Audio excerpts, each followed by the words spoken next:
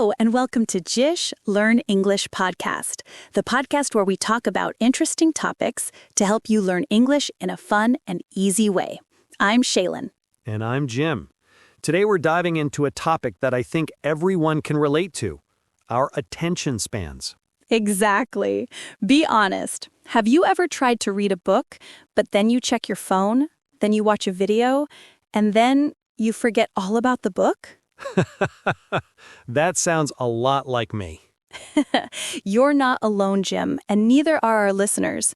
Many people, especially young people, feel their attention span is getting shorter these days. There's so much happening around us. Messages, videos, notifications. It's easy to lose focus. Yeah, sometimes I even get distracted while thinking about why I get distracted. I think we've all been there. So today, we're going to talk about why this is happening, how it affects our daily lives, and what we can do to improve our focus. And at the end of this episode, we'll also go over some key vocabulary and a few reflection questions for you to think about. That's right. This episode is in B1, B2 English, so it's perfect for intermediate learners. Practice your listening and speaking skills, and don't forget to read along with us. Follow the text on screen while you listen to make your learning deeper and more natural. And if you enjoy learning English with us, please like this video and subscribe to our channel if you haven't already. All right, let's get started. So, Shaelyn, what exactly does attention span mean? It means how long you can stay focused on one thing before your mind starts to wander.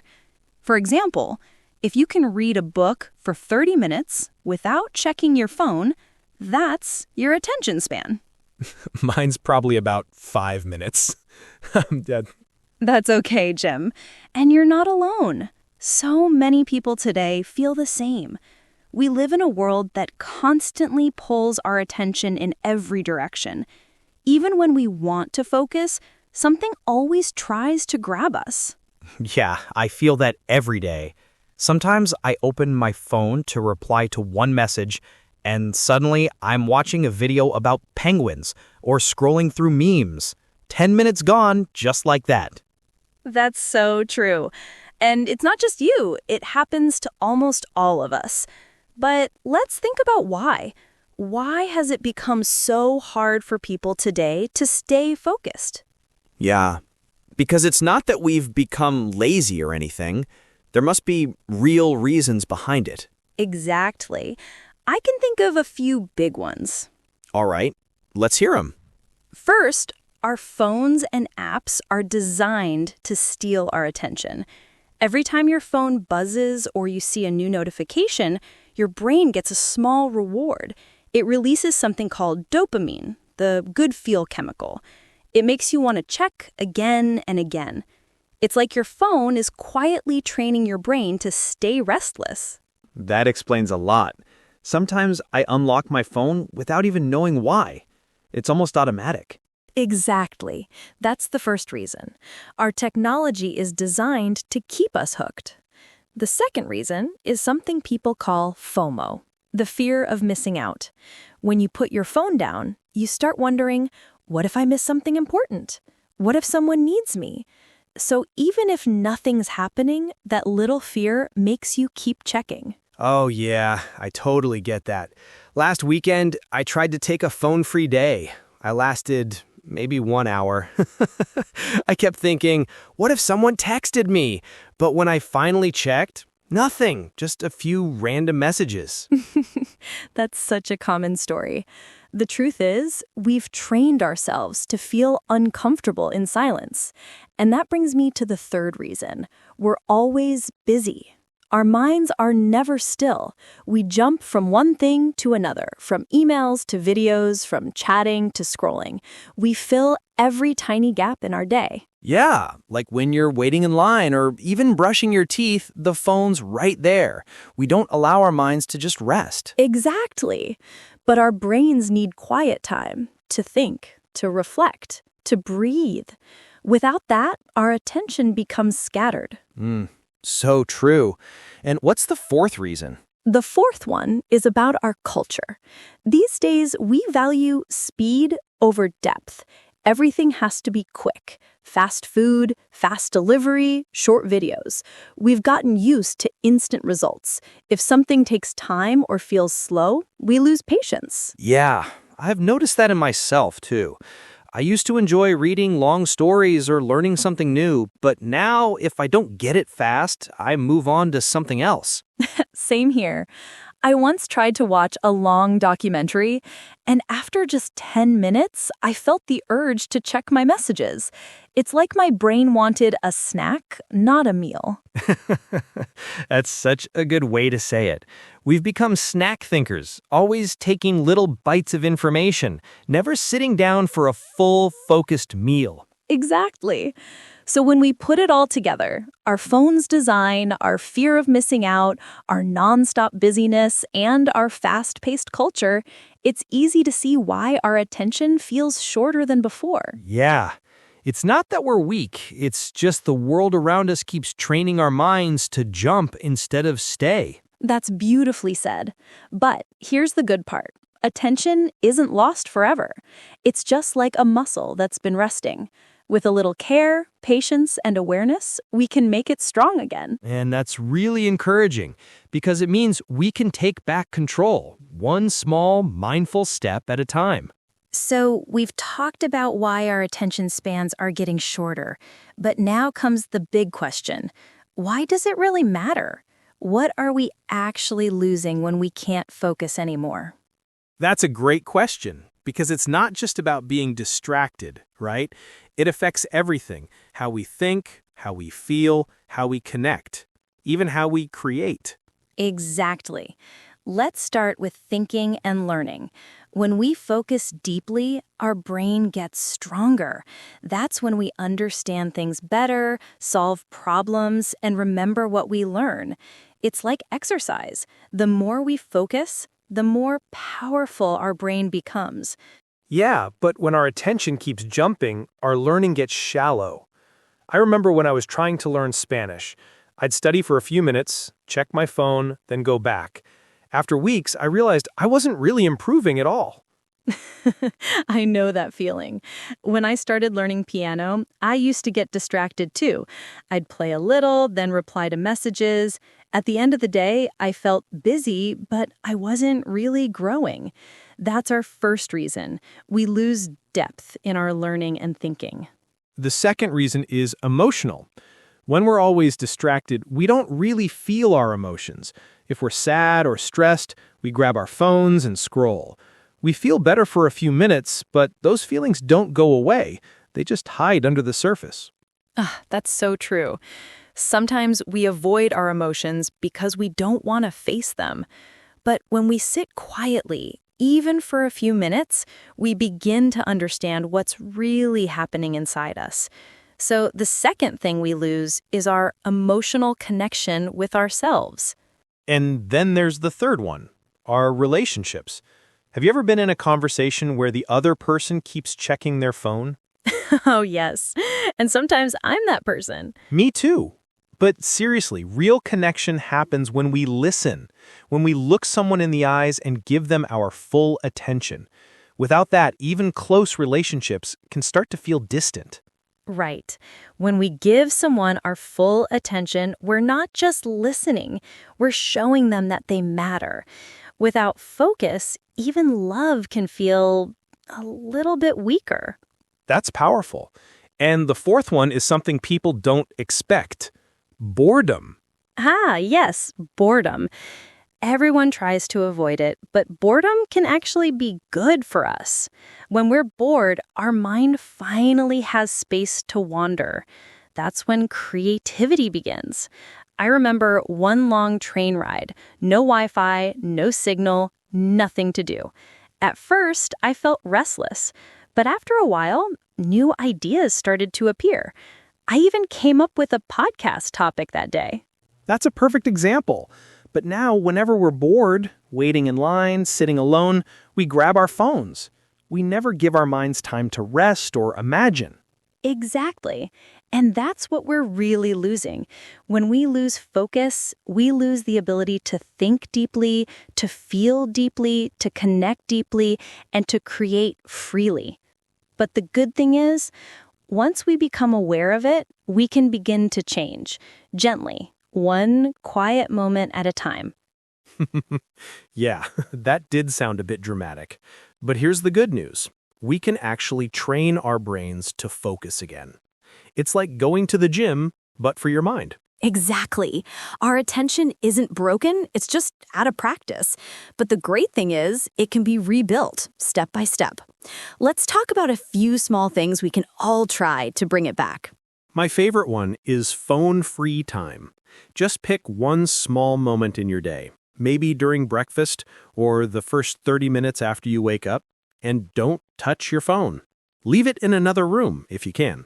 That sounds simple, but it really works. I started doing that during meals. At first, it felt weird, like something was missing. My hands almost reached for my phone automatically. But after a few days, I noticed I was actually tasting my food more, thinking more clearly, and talking better with the people at the table. I love that. It's amazing how a small change like that can make a big difference. Another tip is to work in short, focused blocks. Choose one task, set a timer for 25 minutes, and only do that one thing until the timer rings. Then take a short 5-minute break. It's called the Pomodoro technique. It helps because you know a break is coming, so it's easier to stay focused while you work. You don't need a special app for that. Just a kitchen timer, a wall clock, or the timer on your phone. The important part is to give your full attention to one thing during that time. You'll be surprised how much you can finish in just 25 minutes. And that brings me to another simple practice, doing one thing at a time. When you're eating, just eat. When you're walking, just walk. When you're listening to this podcast, just listen. It sounds simple, but it can make your day feel calmer and more meaningful. I really like that. I started doing that with my evening walks. No music, no phone, just me, the air, and the sound of my steps. At first, my mind kept reaching for something to do. But then, slowly, I started noticing the colors of the sky, the sound of leaves, even my own breathing. It became one of my favorite parts of the day. That's beautiful. And here's another one. Reading a real book. Not an ebook or article, but an actual paper book. Try just 10 or 15 minutes a day. When you read without notifications or ads, your brain gets quiet. I sometimes read a few pages before bed, and it helps me sleep better, too. Yes, a book gives your mind space to rest. I started reading one chapter each night, and after a week, I noticed I was calmer, less restless. My thoughts felt slower, but in a good way, like they had more room to breathe. And remember, the goal isn't to delete every app or live without technology. The goal is to use it consciously, to decide when and how to use it instead of letting it use us. That's the key. Awareness.